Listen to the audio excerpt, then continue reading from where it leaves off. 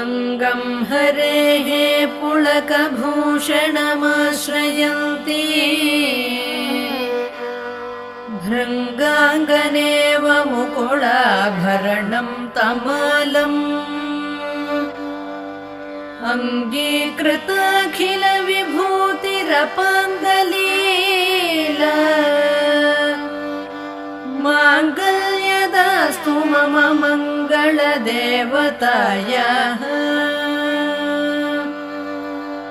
मुग्धा मुहुर्विदधति वदने मुरारेः प्रेमत्रपा प्रणिहितानि गतागतानि मालादृशोर्मधुकरीव महोत्पलेया सा मे श्रियं दिशतु।